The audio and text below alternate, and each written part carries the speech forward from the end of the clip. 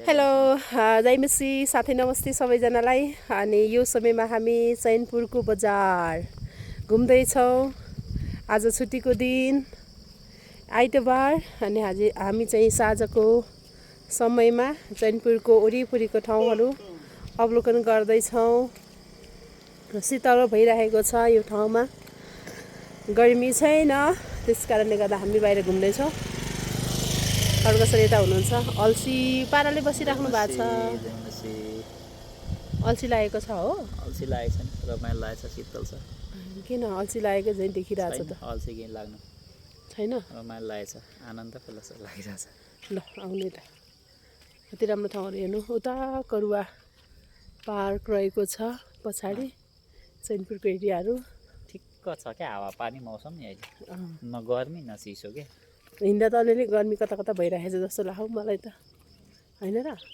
ठिकै छ अलिअलि। अनि यो चैनपुरको के भन्छ, बस पार्क भन्छ होइन? बस पार्क चाहिँ यस्तो खतरा लाग्छ कि मलाई, कताको प्लेन के भन्छ अरे, यो एयरपोर्ट जस्तै पो लाग्छ घरिघरि फर्स्टमा आउने बेलामा।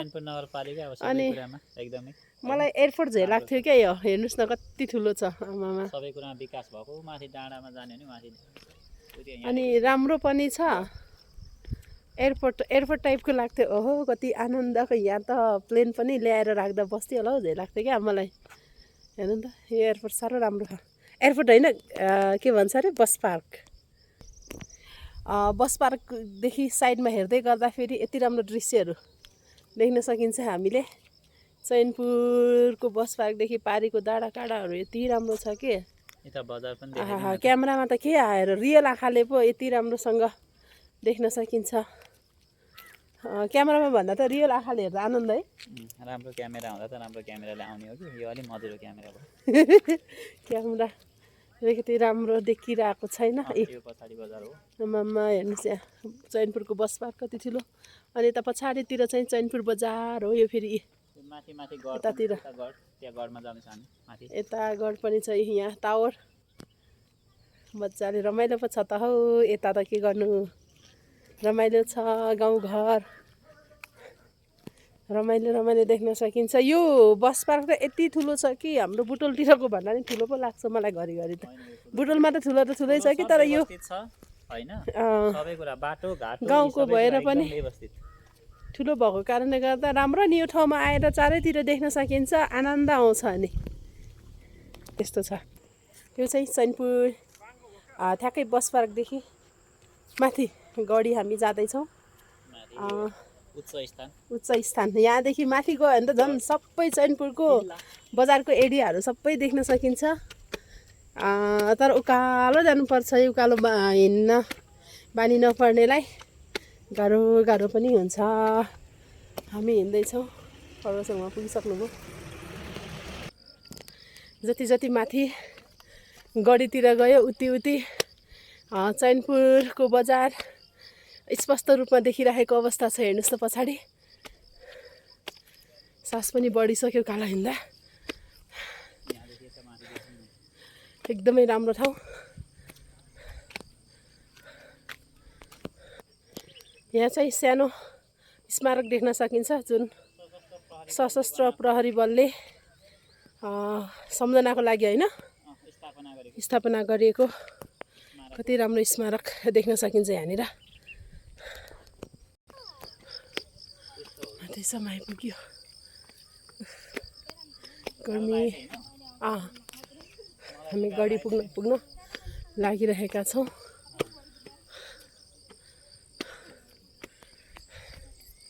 खड्गसम्म अगाडि टुनी हिँडिराख्नु भयो, एक्लो मलाई छोडेर।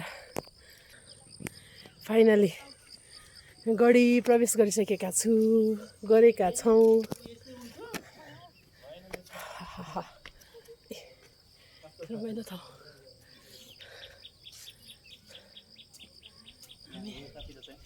गढी प्रवेश गरिसकेका छौँ। यो मेरो पछाडिको भागमा देखेको चाहिँ चैनपुर बजार स्पष्ट रूपमा देख्न सकिन्छ। पुरानो सदरमुकाम पनि हो यो। सङ्खुवासभा जिल्लाको पुरानो सदरमुकाम भनेर चिनिने ठाउँ, पहिला सदरमुकाम रहेको ठाउँ, अहिले चाहिँ खादबारी।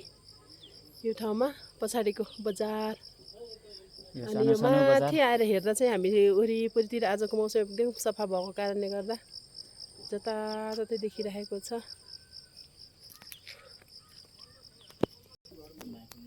पछाडि चाहिँ सूर्य बनाएर राखेको छ, खै किन यसको बारेमा मलाई थाहा भएन। पछाडि ठ्याक्कै 0 पोइन्ट फेरि यतातिरबाट चैनपुरको 0 पोइन्ट राम्रोसँग देखिरहेको छ। माथि आकाशमा घाम लागिरहेको छैन, तर चैनपुरको डाँडामा घाम लागिरहेछ।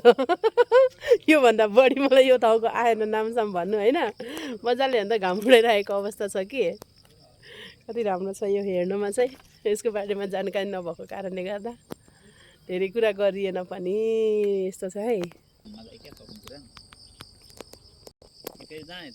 हामी चाहिँ गढी डाँडा प्रवेश के भन्छ अरे अवलोकन गरेर आइसक्यौँ।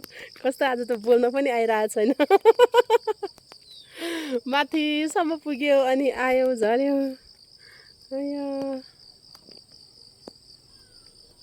अहिले भर्खरै मात्रामा हामी खड्गसर र म चाहिँ चैनपुर नगरपालिका अन्तर्गत रहेको अनि बस पार्कभन्दा अलि माथि रहेको यो गढी डाँडामा अवलोकन गरेर आइसकेका छौँ। र यहाँनिर हामी अवलोकन गरिसके पश्चात हाम्रो खड्गसरले के देख्नुभयो भन्ने कुराहरू म सोध्न गइरहेको छु। ल खड्गसर भन्नुहोस् के देख्नुभयो यो डाँडा अवलोकन गरिसके पछाडि कस्तो अनुभव रह्यो? यो चैनपुर नगरपालिका 6मा रहेको गढी डाँडा यो एउटा चैनपुरको पर्यटकीय स्थल पनि हो। यो डाँडाको बारेमा मलाई त्यति धेरै थाहा छैन, तैपनि एउटा किल्ला जस्तो देखिने त्यो जुन आकृति छ जसलाई चाहिँ गढ अर्थात् गढी डाँडा भन्ने चाहिँ नामाकरण गरिएको रहेछ। अनि भर्खरै हामीले यहाँ हेऱ्यौँ माथि झुल्किँदै गरेको घामको आकृति कलाकृति मानव निर्मित कलाकृति चाहिँ देख्न सकिन्छ। अघि पनि तपाईँहरूले देखिसक्नु भएको छ। र यो ठाउँबाट यो किल्लाबाट यो गढबाट चाहिँ चैनपुर आसपासको वरिपरिको विभिन्न ठाउँहरू एकदम सजिलैसँग राम्रोसँग अवलोकन गर्न सकिन्छ। जे होस् सुन्दर छ, राम्रो छ। र चैनपुर बजारमा भ्रमण गर्न आउँदाखेरि घुम्नुपर्ने पर्यटकीय स्थलको रूपमा पनि यस ठाउँलाई लिन सकिन्छ, आउन सकिन्छ। आउनुहोस्, चैनपुरको वरिपरिको सबै ठाउँहरू यहाँदेखि देख्न सकिँदो रहेछ होइन। अवलोकन गर्नुहोस् सबैजनाले। चारैतिर सबैतिर देखिन्छ फेरि यो। त्यसै कारण गर्दा यसको नाम पनि डाँडा होला क्या। अगाडि गढी छ है, पछाडि डाँडा। गढ भएको किल्ला भएको।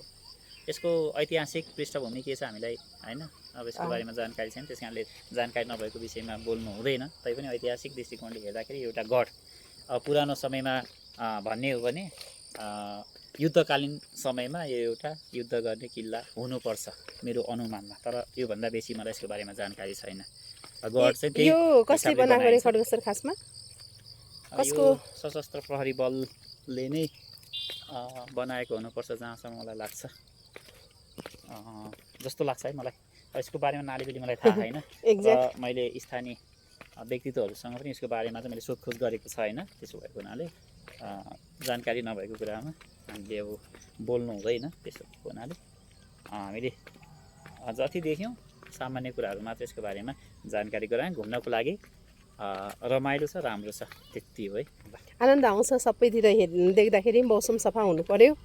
मौसम सफा भएको अवस्थामा चाहिँ यहाँको सबै चारैतिरको भागहरू स्पष्ट रूपमा देख्न सकिन्छ।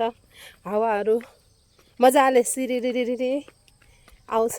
त्यस कारणले गर्दा पनि यता आउँदा यस ठाउँको अवलोकन गर्न नबिर्सिनु होला होइन खड्गसर? सबैजना आउनु होला, हेर्नु होला। आनन्द आउने ठाउँहरू रहेको छ।